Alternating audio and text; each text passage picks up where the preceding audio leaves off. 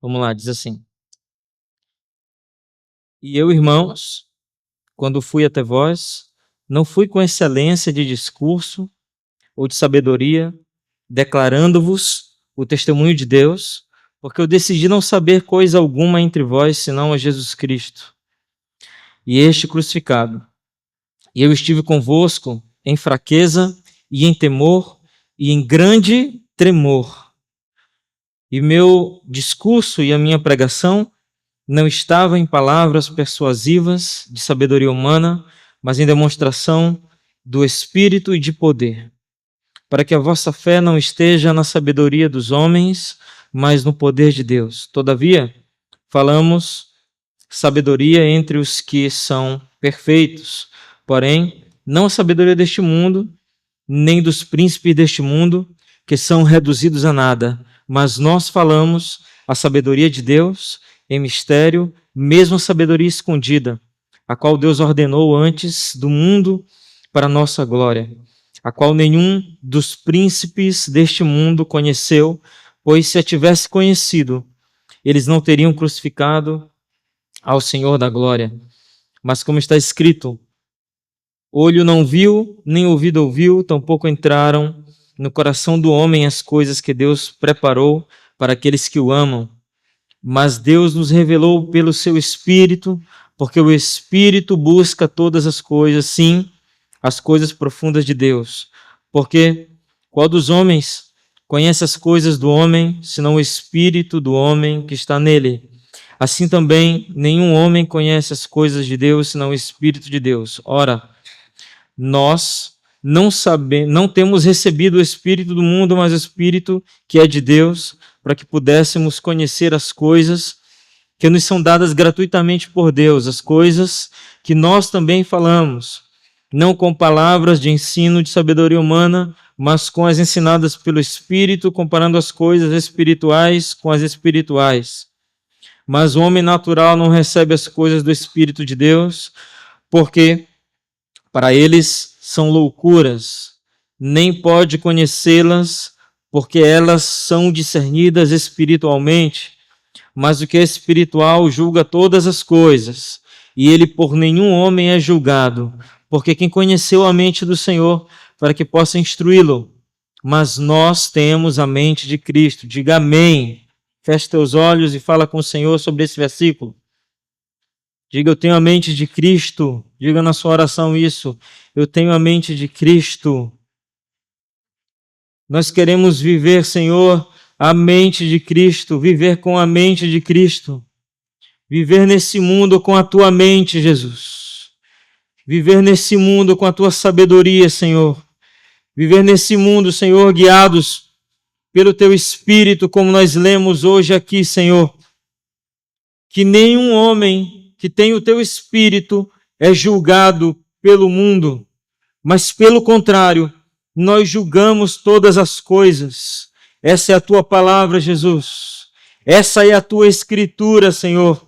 E nós amamos a tua palavra, Senhor, porque ela nos dá sabedoria, ela nos ensina o caminho, ela nos mostra para onde devemos ir, Senhor. Ela nos dá discernimento de todas as coisas que vemos e que não vemos, as coisas que sentimos, as coisas pelas quais passamos. A tua palavra nos faz ler todas elas, Senhor. E nós não vivemos como pessoas perdidas, que não sabem do que está acontecendo. Nós não somos pegos de surpresa, Senhor. Essa é a tua palavra. Em nome de Jesus. Amém? Você pode aplaudir o Senhor. Se você conhece o futuro, aplauda o Senhor. Amém? Diga para o teu irmão do lado, eu conheço o futuro. Eu sei o que vai acontecer. Obrigado, filho. Eu sei. Diga, eu sei.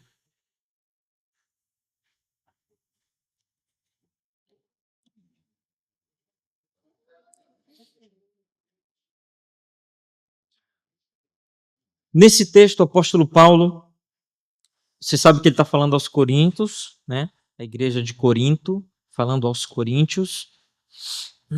Portanto, ele precisava de, em teoria, ele precisava de muita eloquência, ele precisava de muito conhecimento. Eu falei em teoria, ok? Ele precisava expressar tudo com muito conhecimento, com muita eloquência, escolher a palavra correta. Ele precisava impressionar e, de fato, ele tentou. Esse texto, ele começa em Atenas, né? Ele começa naquele episódio em que o apóstolo Paulo vai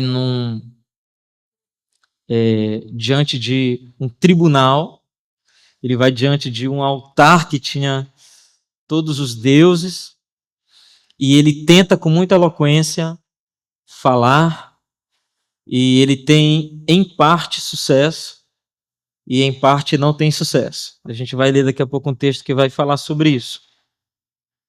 Mas é um pouco curioso a gente pensar que Paulo não teve sucesso em alguma coisa, porque a gente pensa no apóstolo Paulo como o cara, né? O apóstolo Paulo. Né? Quem se compararia ao apóstolo Paulo aqui, né? Se a gente fosse dizer, o apóstolo Paulo, quem dera eu fosse como o apóstolo Paulo, quem dera eu tivesse... Ele tinha título de cidadão romano, ele era treinado pelos melhores rabinos de Israel, ele tinha entrada e saída no império todo, irmãos. Esse é o apóstolo Paulo. Se eu disser para você que essa é uma das pregações mais simples que ele pregou,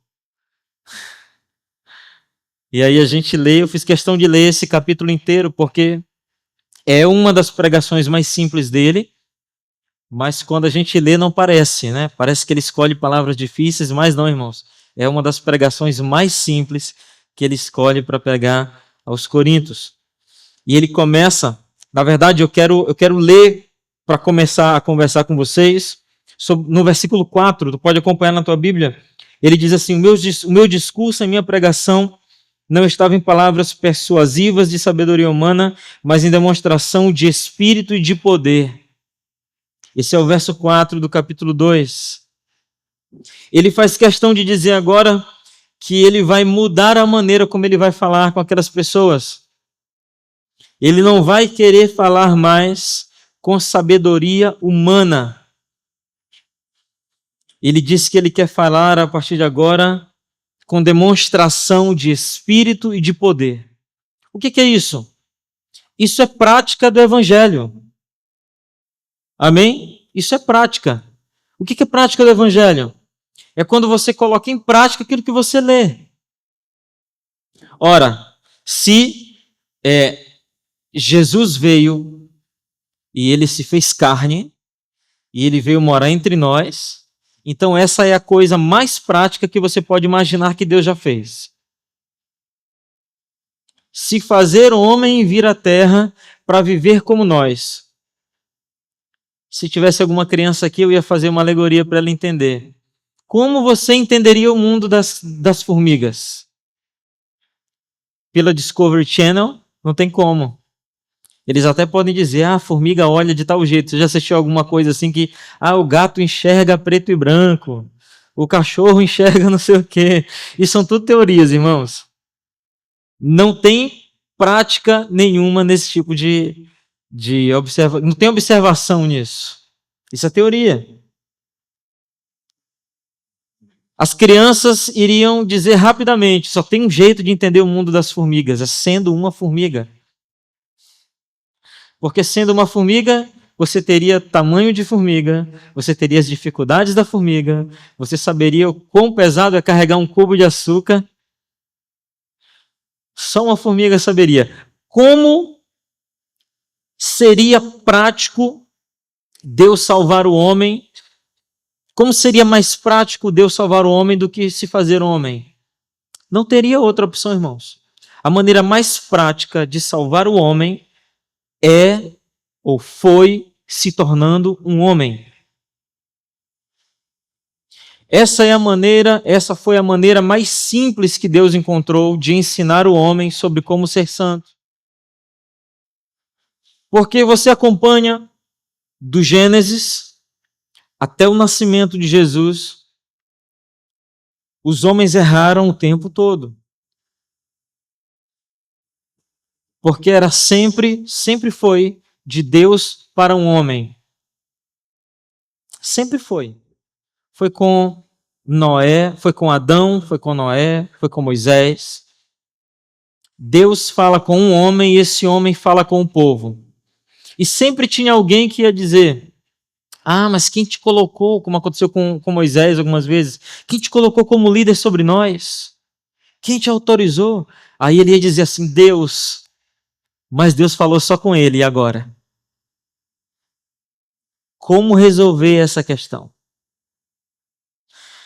Só que Deus veio no decorrer da história, profetizando e preparando o mundo, preparando as pessoas para quando ele viesse como homem. E essas profecias, elas culminaram no nascimento de Jesus, e isso é tão claro que alguns dos fariseus reconheceram que Jesus era o Messias pelas profecias. Ok? Por que eu estou mencionando isso? Porque Pedro não era fariseu, né? João não era fariseu. Por que estou mencionando fariseu? Porque fariseu estuda as escrituras. Eles estudavam as escrituras, eles sabiam de tudo. Então, o lógico seria, quando viesse o cara que cumpria todas as profecias, tudo que estava escrito, todo mundo deveria reconhecer. Não é assim? Se você está lendo a história de alguém, por exemplo, vamos pensar numa coisa bem prática. Daniel de Latouche, fundador de São Luís do Maranhão. Aí havia uma profecia. Vai vir alguém da França, está profetizado que Jesus viria de Belém. Vem alguém da França, ele vai nascer de uma virgem. Daniel de Latouche não nasceu de uma virgem, mas Jesus foi profetizado, ok? Ele nasceu de uma virgem? Nasceu. Está profetizado. Se fosse Daniel de Latouche, a gente acreditaria. Ele vai vir em navios da França. E ele vai ser amigo dos índios do Maranhão. Irmão, não precisa nem profetizar nada. Tu já para bem aí, o cara veio da França, foi amigo dos Tupinambá, já foi. É o Daniel de Latouche, está profetizado. Por que os fariseus não acreditaram que Jesus, embora cumprindo todas as profecias, não era o Messias? Diga para o seu irmão assim: porque eles não queriam. É isso. Eles não queriam que Jesus fosse Jesus, eles não queriam que Jesus nascesse naquele tempo. Por que, irmãos? Porque Jesus, ele... Parece que os sapos pararam, né? Todos juntos. Incrível. Porque eles não queriam que Jesus quebrasse o esquema deles. Não queriam. Tinha todo um esquema preparado. Eles lucravam muito.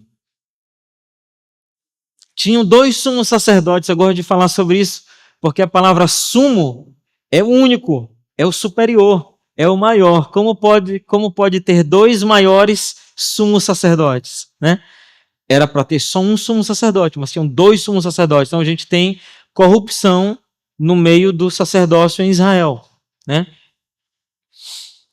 Eles tinham muito lucro, o Império Romano dominava na época de Jesus, e eles tinham certa autoridade, apesar do Império Romano, eles tinham certa autoridade, eles tinham certa liberdade ali, e não era legal que viesse alguém e de repente acabasse com esse reinado deles, porque, irmãos, pensa bem, quando Jesus chegar, acaba o sacrifício, porque ele era o Cordeiro de Deus, ok? Então, irmão, se tu tirar só o sacrifício do tabernáculo, do templo da época de Jesus, tu já tira o lucro de basicamente tudo.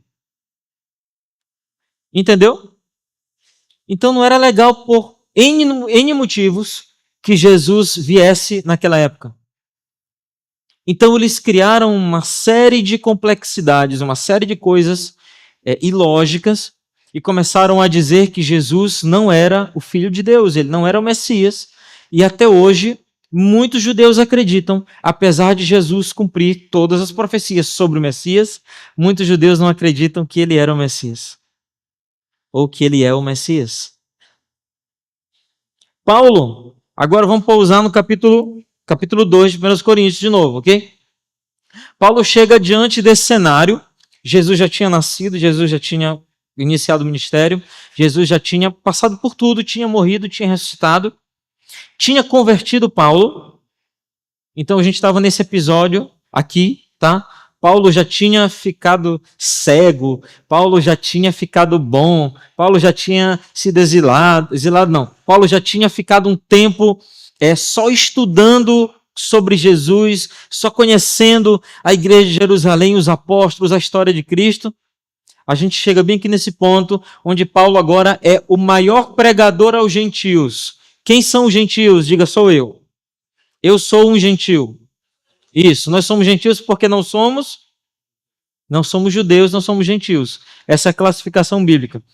Então Paulo chega para pregar para esses caras. O que é lógico? O que a gente pensa quando a gente vai pregar? A gente pensa que a gente precisa ter a linguagem do público para quem a gente vai pregar. Não é isso? Isso não é mais lógico que a gente pensa?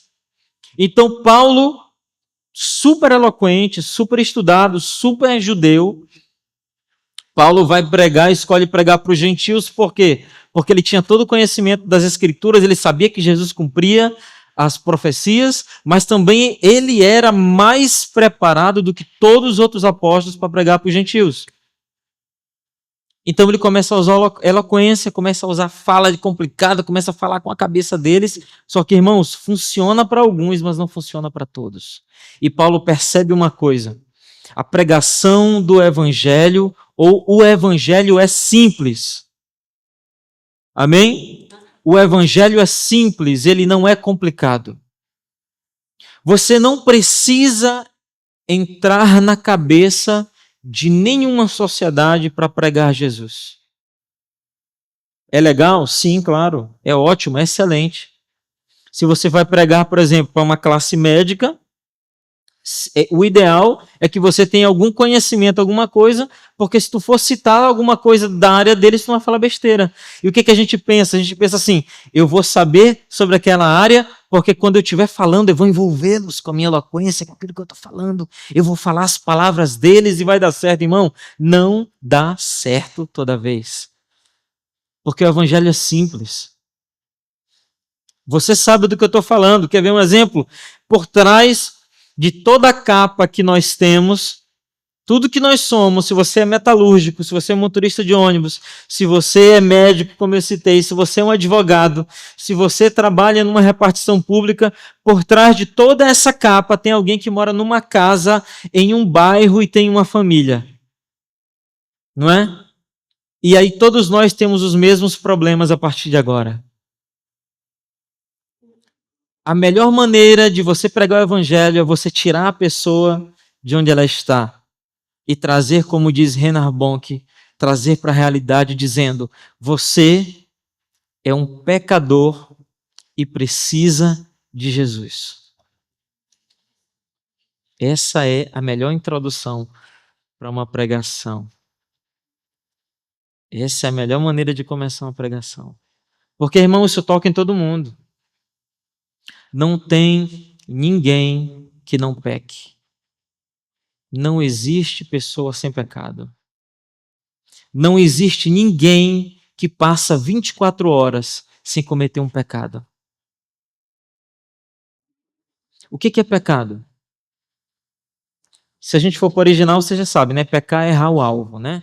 Você tem um alvo, você tem um foco, você precisa viver bem, viver para Cristo, viver em comunhão com teus irmãos, com os teus parentes, com a sociedade, qualquer coisa que tu erre nesse sentido é pecado. E aí eu faço a segunda pergunta básica: o que eu preciso fazer para ir para o inferno? A resposta é nada. Né? Eu não preciso fazer nada para ir para o inferno. A gente já está empacotado com o lacre fechado. A gente já nasce assim, pronto para colocar na caixa do correio de Satanás. Pronto. O que a gente precisa fazer para ser salvo? Confessar Jesus como Salvador. se não tem nada que façamos que pode nos salvar, todos os nossos esforços sem Cristo são em vão. Todos. Não adianta tu não fumar, não adianta tu não beber, não adianta tu não te prostituir, não adianta tu tratar o velhinho bem. Não adianta. Não adianta tu devolver o troco.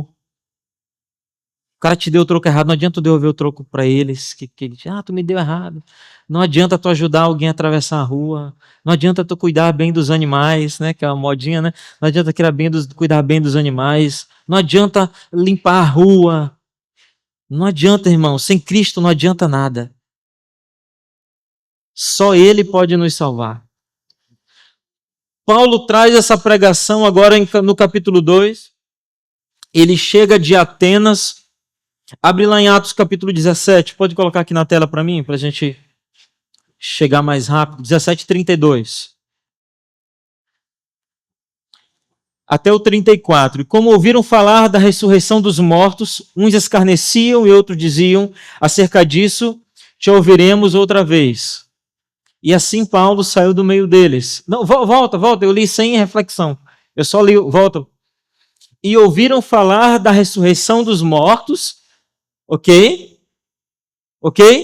Ouviram falar da ressurreição dos mortos, aí uns escarneciam, o povo de Atenas. Outros diziam, sobre isso, nós vamos te ouvir depois, ou nós vamos te ouvir de novo. Tipo assim, o que tu tá falando pra gente, ó, não faz sentido nenhum. Pode passar? E assim Paulo saiu do meio deles. Próximo. Todavia, chegando alguns varões a ele, creram. A palavra é alguns varões creram, entre os quais estava Dionísio, o Areopagita e uma mulher por nome Dâmaris, e com eles outros, ok? Então, como eu falei no começo, não serve para todo mundo. A linguagem que tu vai levar. Vamos fazer um culto temático, né? Um culto temático. Aí a gente coloca um culto, pensa num culto temático aí, Rafael. Um culto para jovem, cheio de balão. Como é que é? Colorido, né? Negócio assim, né? Tudo escuro. Parece que eu estou descrevendo a gente, né? Mas assim, tudo escuro, tá? Um jogo de luz, isso aqui, aquele negócio todo. Aí tu traz um monte de jovem, começa a pregar e traz um cara na linguagem dele, termina o culto e ninguém se converte. Aí tu vai falar, não, tem que aceitar Jesus. Aí vai um irmão, chega do lado do cara e diz, olha, tu quer aceitar Jesus e tal? O cara diz assim, não, depois, talvez no próximo culto. É a mesma coisa que Paulo ouviu. Talvez no próximo culto. Porque, irmão, a pregação, ela precisa ser simples. Ela não precisa ser estereotipada. Não precisa necessariamente estar na linguagem. Ela precisa ser a sua vida. Essa é a simplicidade que eu quero te dizer. Se ela não for o que você vive, não funciona. Porque as pessoas, elas não olham, elas não ouvem só o que você fala. A representação de alguém não é apenas a voz dela, é a vida. É tudo. Tem gente que a gente ouve pregar, que a gente conhece a vida, a gente não consegue ouvir 5 minutos, não é verdade? Sim ou não?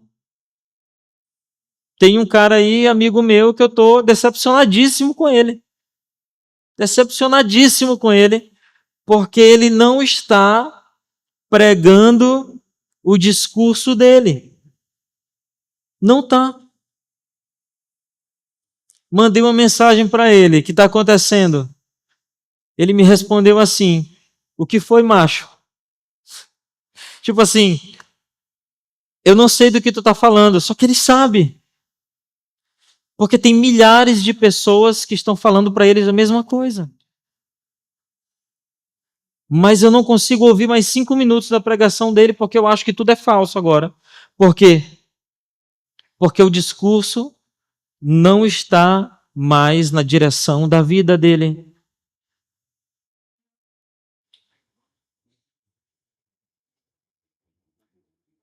O apóstolo Paulo decidiu, irmãos, pregar aquilo que ele vive. Por isso que ele diz no versículo 4, aquilo que nós lemos, em meu discurso e a minha pregação não estava em palavras persuasivas de sabedoria humana, mas em demonstração de espírito e de poder. O que ele decide fazer depois da experiência de Atos capítulo 17? Ao invés de falar sobre a ressurreição, lembra que nós lemos que ele estava falando sobre a ressurreição dos mortos? Ele começa a ressuscitar os mortos. Ao invés de falar sobre cura, ele começa a curar as pessoas. Ele começa a viver, ele começa a demonstrar, desculpa porque ele já vivia, ele começa a demonstrar através da vida dele aquilo que ele estava pregando. Irmão, essa é a pregação mais poderosa que pode existir. É quando você começa a mostrar sem falar. É quando você começa a pregar sem dizer. Lembra que eu falei domingo passado, né? Faça o que eu digo, mas não faça o que eu faço. A partir de agora é faça o que eu faço. Faça o que eu faço e você vai ser um bom cristão. Foi domingo passado que eu falei isso, né? Faça o que eu faço e você vai ser um bom cristão. Por isso que o apóstolo Paulo, ele culmina numa frase, ele diz assim: Sede, pois,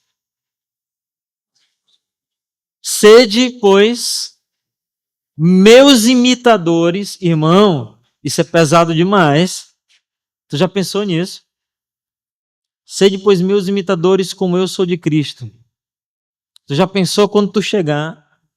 Vou falar de novo. Já pensou quando tu chegar no nível que tu vai dizer para alguém assim: olha, faz o que eu faço.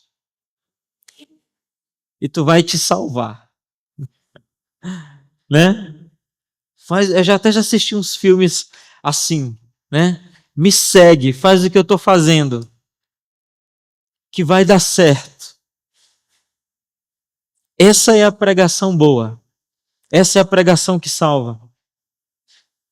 O apóstolo Paulo, irmãos, além de falar simples, ele entra nesse capítulo 2 em um segundo momento da pregação dele, quando ele começa a falar com temor. Diga, temor. Temor é quando você tem um pouco de ansiedade antes de fazer alguma coisa. Ok? Eu não sei, eu acho que todo mundo aqui passa por isso. Você, Alberto, por exemplo, é um grande profissional da refrigeração. Alberto trabalha instalando, desinstalando, limpando ar-condicionado. E Alberto, de vez em quando, vai lá para o 10º andar dos prédios. Tu ama, né, Alberto? Toda vez que tu sobe lá é tranquilo, né? Quantas vezes tu já subiu numa cobertura? Perdeu as contas. Mais de 100 vezes. Tem medo quando sobe?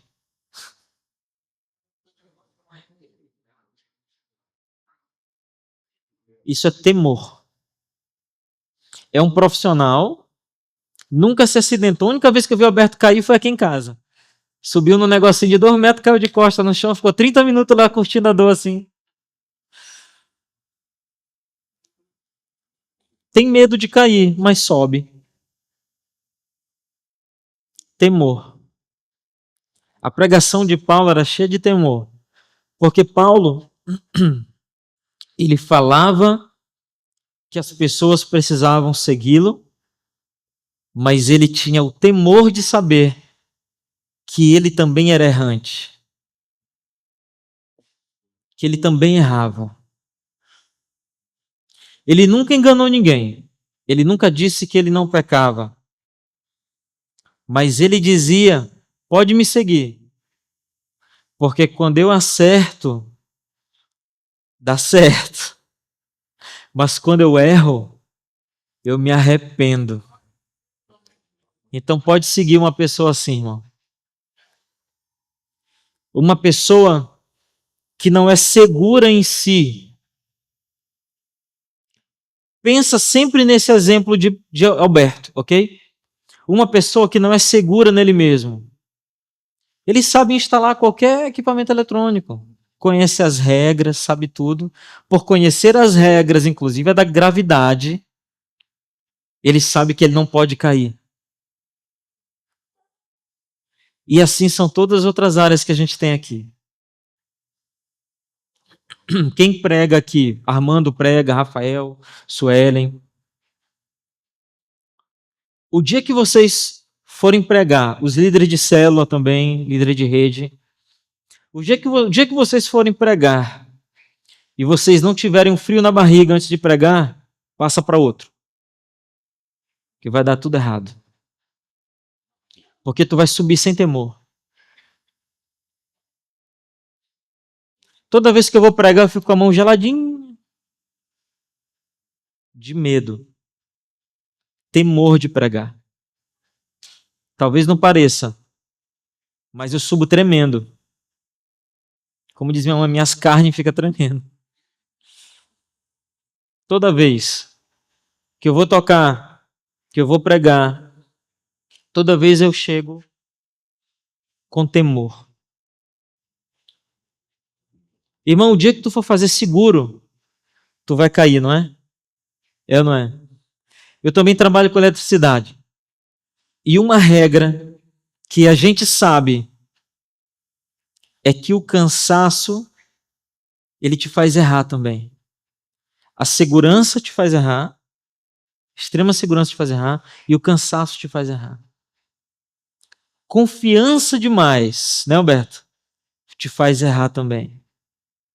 Eu fui fazer um serviço ali no quadro de distribuição, eu estava tão confiante na minha formação eletricista, que se não fosse Alberto eu teria tomado um choque num quadro trifásico. Porque eu fui mexer com os dois anéis, uma aliança e um anel. Quando eu botei a mão no quadro, Alberto disse só assim, pastor. Quando ele disse isso, eu percebi na hora. Alguma coisa está acontecendo. E eu olhei meu dedo a meio centímetro de distância do metal do quadro. Na verdade, eu acho que eu até toquei. Ele colocou uma fita isolante, não foi? No metal. Se não tivesse fita isolante, eu teria tomado um choque. Excesso de confiança.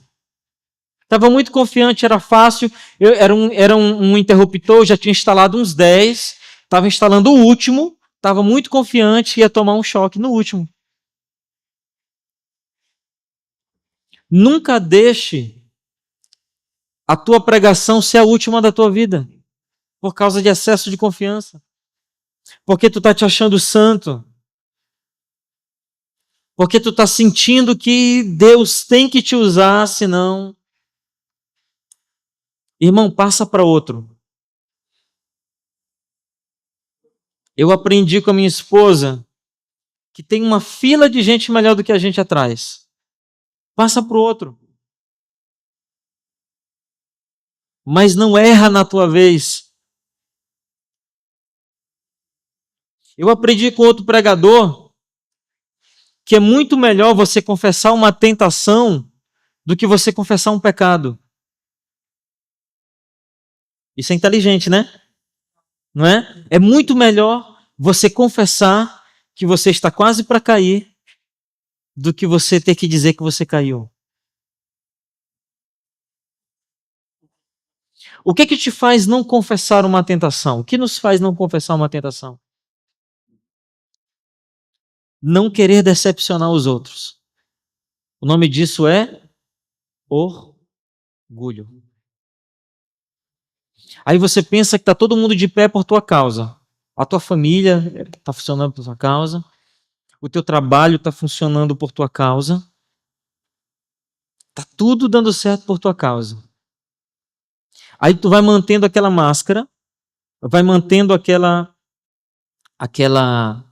ensaio, né? De que você é bom, de que está tudo certo, de que você não peca, mentindo para todo mundo. De repente a casa cai. E o que as pessoas vão dizer? Fulano de tal vivia tão bem. Não é assim que quando a gente vê alguém que caiu, fulano de tal vivia tão bem com a esposa, divorciou.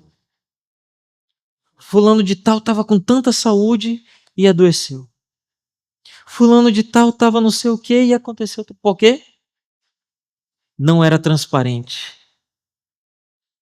Judas era tão excelente e traiu Jesus. Só não enganou Jesus. Porque ele não era transparente com os demais, mas para Jesus todo mundo é transparente. Eu quero dizer, irmão, que tu pode montar qualquer cenário, mas Jesus te conhece no teu íntimo. Não tem nada que você faça em oculto que não esteja revelado diante do Senhor. Isso é Hebreus capítulo 4. Nada. O mistério, se você quiser ser santo, o mistério, se você quiser ser um homem e uma mulher de Deus, para você ficar de pé, é você viver a palavra de Deus. Esse é o mistério. Porque segundo Hebreus 4, a palavra de Deus ela é como uma faca afiada. É como um bisturi. Eu já me cortei num bisturi. Não dá nem para sentir. Só sente depois. Eu já me cortei com estilete afiado. Rafael, 9 pontos. Eu só senti porque minha mão esquentou. A palavra de Deus, irmãos, é como um estilete afiado. Ela divide tudo na tua vida, ela disseca tudo na tua vida. Ela encontra tudo. Ela está te cortando até quando você não sabe. Se você tiver um pouco de conhecimento das Escrituras, se você buscar um pouquinho nas Escrituras, um pouquinho da verdade, você vai ter o suficiente para você ser uma pessoa santa. Porque ela vai te golpear. Ela vai fazer você parar. Às vezes que eu me cortei, irmãos, o corte na minha mão serviu para me parar. Porque eu estava confiante, porque eu estava fazendo da maneira errada, usando a técnica errada, eu estava fazendo de alguma coisa eu estava fazendo errada para me acidentar. Assim é o pecado. Se tu estiver fazendo alguma coisa errada, tu vai te acidentar. Você vai cair, você vai se cortar, você vai se machucar, você vai machucar as outras pessoas. E sempre o remédio é mais dolorido do que a prevenção. Sempre. Agora, se tu ler a palavra de Deus, se tu viver as Escrituras, tu nunca vai te acidentar. Eu vou corrigir. Se tu ler as Escrituras, tu viver a palavra de Deus, tu pode até te acidentar, mas tu vai te arrepender também. Vai ficar de pé de novo. Que a palavra de Deus faz isso. A palavra de Deus diz que Deus é o Deus que faz a ferida, mas Ele é o Deus que sara. Ele é o Deus que faz a ferida, mas Ele é o Deus que cura. Ele corta, a palavra de Deus corta. O texto diz, versículo 12, ela é mais cortante do que qualquer espada de 2 gumes, e ela é capaz de penetrar, agora são palavras minhas, até a divisão de espírito, alma e corpo. Ou seja, a palavra de Deus, irmão, ela te discerne, ela te ensina sobre quem você é e do que você é capaz. Nunca pense que você não é capaz de fazer o pior. Todo ser humano é capaz de fazer coisas horríveis, porque nós somos carne. Só com Jesus, irmãos, é que nós não somos as piores versões nossas. Só com Cristo que não somos o pior que podemos ser. Na verdade, Jesus nos ensina a ser o melhor possível, a melhor versão nossa, ela só é possível com Jesus. Ela só é possível através das Escrituras. Irmãos, as Escrituras mudaram sociedades inteiras. O primeiro rei Franco, no ano 458, rei da Gália, ele se converteu no ano 458, pertinho de Cristo, apenas 400 e poucos anos depois de Cristo. Quando ele se converte, os missionários começaram a falar para ele, eu estou falando da região da Gália. Quando eu falar isso, tu imagina um cara ruivo, grande, marrudão, barbudo, com sangue escorrendo bem aqui, que ele acabou de comer uma coxa de porco e uma espada aqui do lado. Ele estava sentado no trono dele e os missionários começaram a pregar, ele já tinha se convertido. Aí ele disse assim, fala de Jesus. Eles começaram a falar de Jesus. Aí, mas Jesus morreu. Como foi que Jesus morreu? Aí eles começaram a dizer. E a descrição desse episódio diz que enquanto o rei ouvia como Jesus havia morrido, ele apertava o cabo da espada dele, a ponto da mão quase sangrar. E ele ouvindo sobre a traição de Judas, sobre a prisão de Jesus, sobre quanto Jesus sofreu, Jesus sendo crucificado, e no final ele disse assim, se eu tivesse lá com os meus francos, a gente teria tomado ele da mão daqueles homens maus.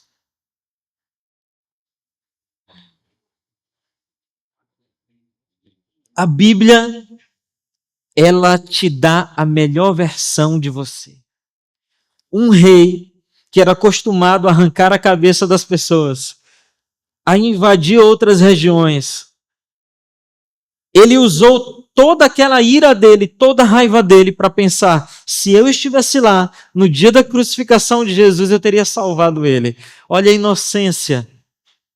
Mas o que faz isso, irmãos? Uma pregação pura faz isso. Uma vida nas Escrituras faz isso.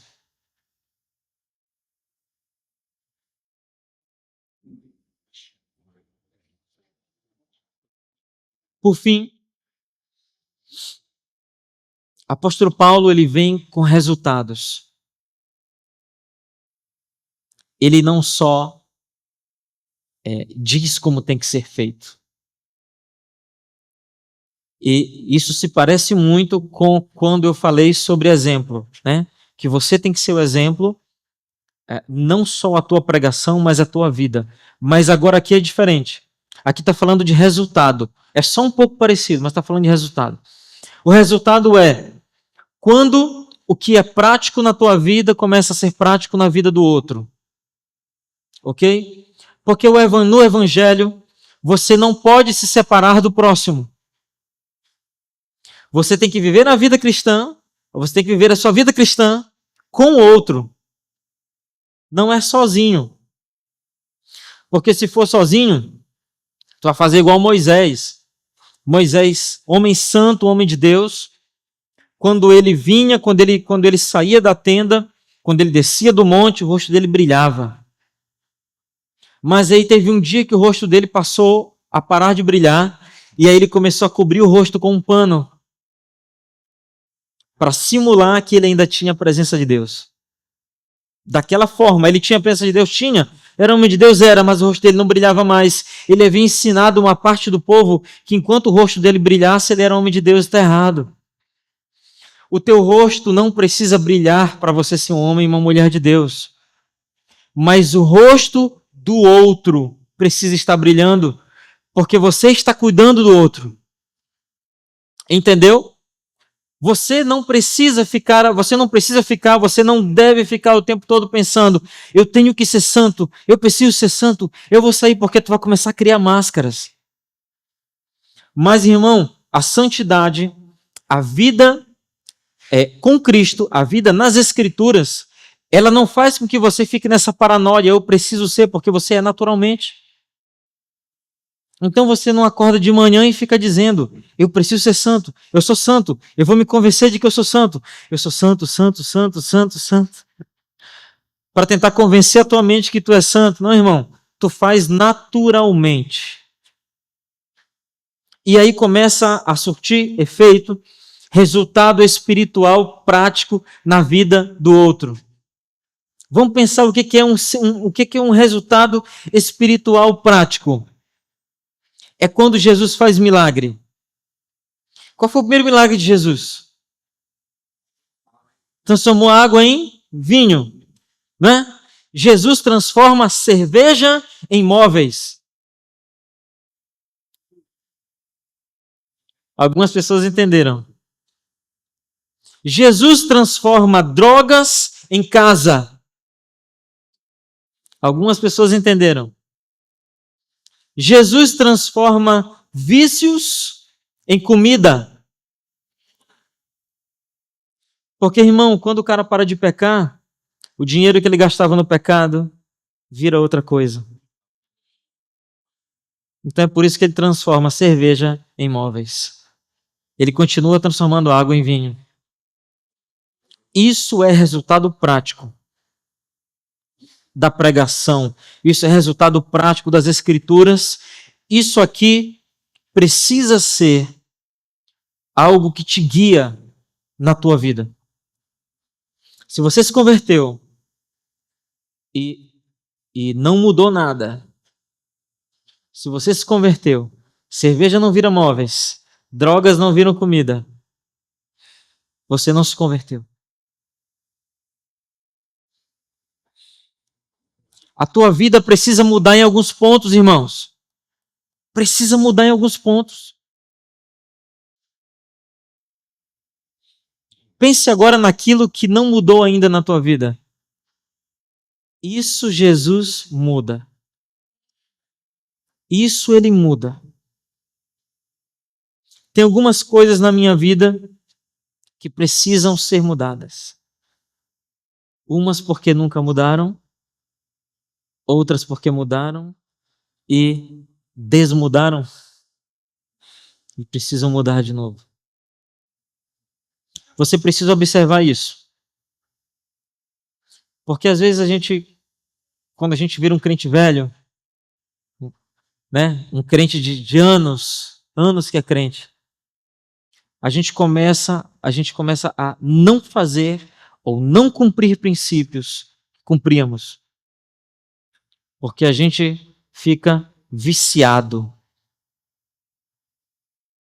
em hábitos. É uma redundância, né? Hábitos já são coisas que a gente repete. Mas quando você se vicia em uma coisa, você precisa observar. A ceia, para mim, aquele texto da ceia, de 1 Coríntios 11, aquilo ali é fantástico. Examine-se, pois, o homem a si mesmo. Examine-se. E assim, e aí, ou a partir daqui, coma o pão e beba o cálice. Irmãos, isso é muito profundo. Isso é muito profundo. Examinar-se não é só olhar, não é só ver. É sentir. É o exercício de observação. É ter consciência do que mudou depois que você se converteu.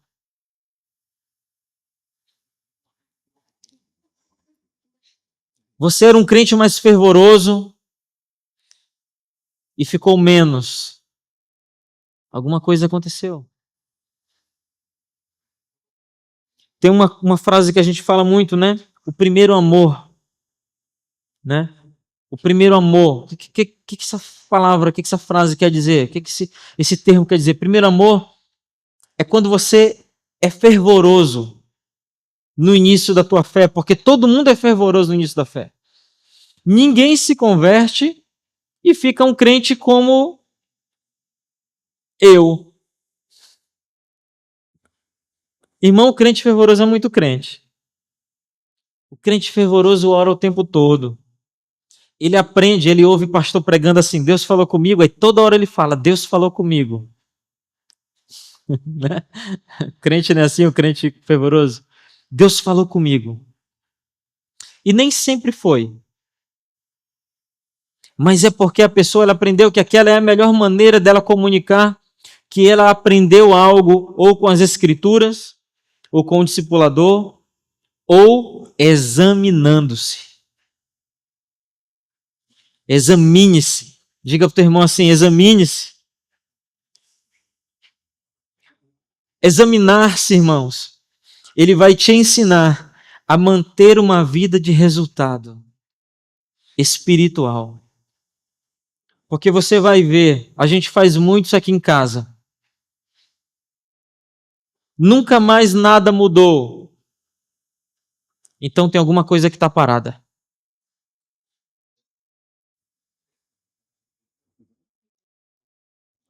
A pastora fala muito, né? Parou de chorar. Alguma coisa mudou. Examine-se. Quando você chega na igreja, aí a gente desliga as luzes, começa o louvor e tu não te emociona mais como nos primeiros dias. Examine-se. Alguma coisa aconteceu. Lembra, o evangelho é simples. O evangelho é simples. Manter a vida que o apóstolo Paulo mantinha, irmãos, era muito simples. Paulo tinha muitos recursos para nunca ter sido preso. Ele nunca fez questão de não ser preso. Por quê? Porque ele seguia um cara que tinha todos os recursos do mundo e fora dele para não ser preso. E não fez questão de não ser preso. O nome dele é Jesus. Jesus poderia ter chamado os anjos para tirá-lo da cruz. Poderia ter chamado um exército de anjos para matar todo o exército dos romanos que tinha em Jerusalém naquele dia. Poderia ou não? Não fez questão. Porque queria continuar vivendo uma vida simples e confiava na vontade de Deus. Jesus se examinava. Uma vez Jesus ele chamou os discípulos dele, 3, e disse assim: vocês não conseguem nem por uma hora orar comigo. A gente disse que uma hora é a unidade da oração, né? É uma unidade, né? O metro é a unidade, um metro é a unidade de medida, né? É a unidade do quilômetro, por exemplo. Você tem 1000 metros em 1 quilômetro. A hora, uma hora, é a unidade da oração. Você precisa orar pelo menos uma hora. Irmãos, isso é um princípio poderoso para você continuar se mantendo como um cristão, se examinando. Alguém aqui ora uma hora? Pelo menos uma hora. Quem ora pelo menos uma hora aqui? Deixa eu ver. Pelo menos uma hora. Tem algumas pessoas que oram aqui pelo menos uma hora. 2 horas. Aí caiu, né, irmão? Porque uma hora só a Ângela ora 2 horas. Irmãos, orar uma hora.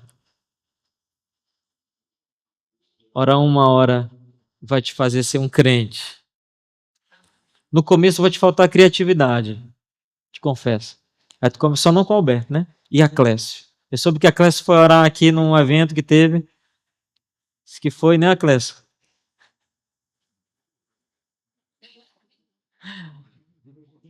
Irmão, quando a gente não tem costume de orar, a gente começa a orar e aí começa igual. A gente veio para uma vigília outro dia aqui só de homens. Eu pensei que era um ministério de dança. Porque a gente começou a orar, daqui a pouco os homens estavam assim, ó. E aí os que balançavam assim, ainda balançavam andando assim para um lado e para o outro assim, ó. E não falava nada, não falavam nada. Era só assim, ó.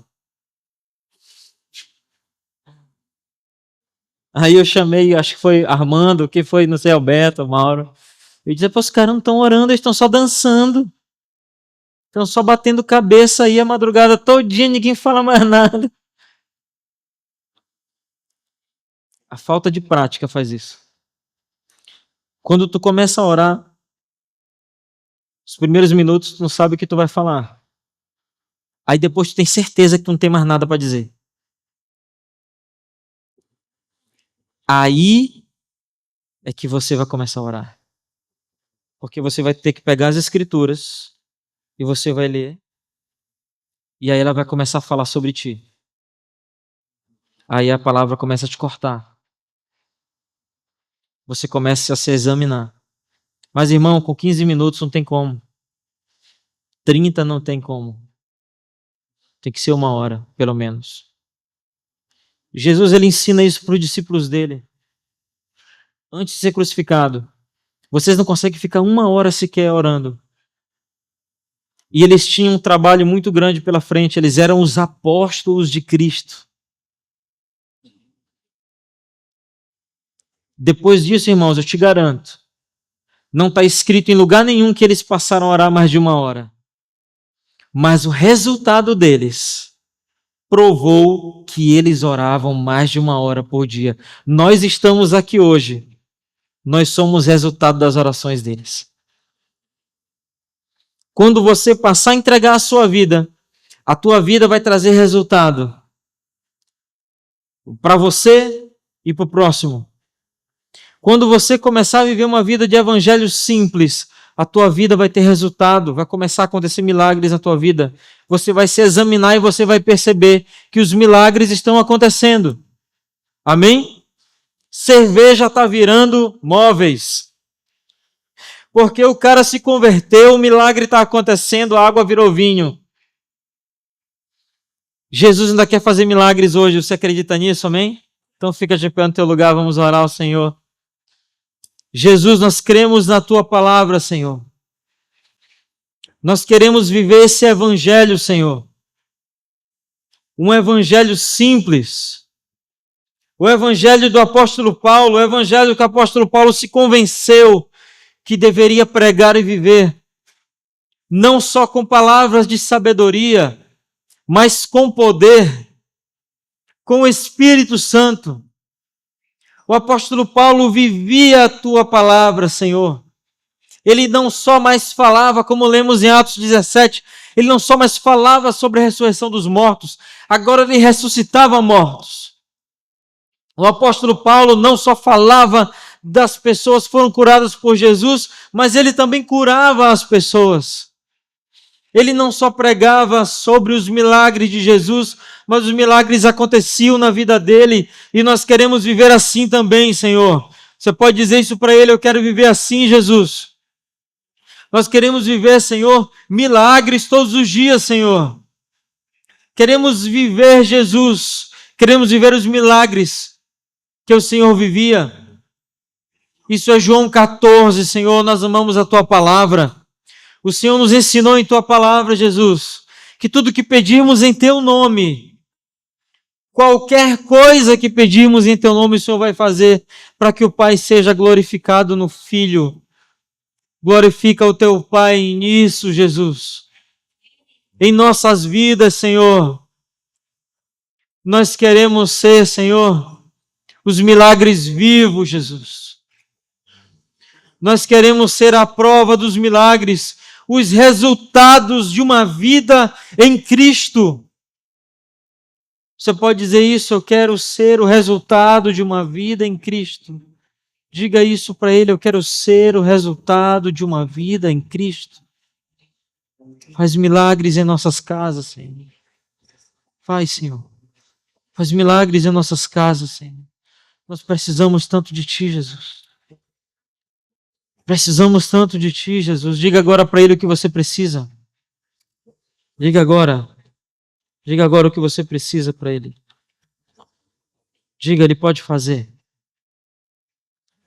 Aproveite esse momento, diga para ele o que você precisa. Ele pode fazer qualquer coisa, irmãos. Essa é a palavra dele, é João 14. Ele pode fazer qualquer coisa. Peça. Pedi e dá-se-vos-á. Buscai e encontrareis. Batei e abri-se-vos-á. Essa é a palavra do Senhor. Ele não está limitado aos crentes e a nenhuma religião. Ele quer fazer o que você quer pedir para Ele. Peça para Ele nessa noite. Salva Jesus. É o milagre dessa noite que nós queremos, Senhor. Salva nessa noite, Jesus. Para isso teu filho morreu naquela cruz, Senhor Deus. Ele morreu para sermos salvos. Ele se fez exemplo. Ele se fez carne e nos provou que é possível viver em santidade. Ele fez isso.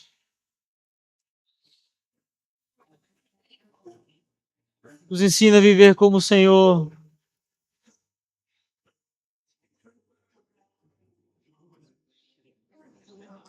Santo é o teu nome, Jesus.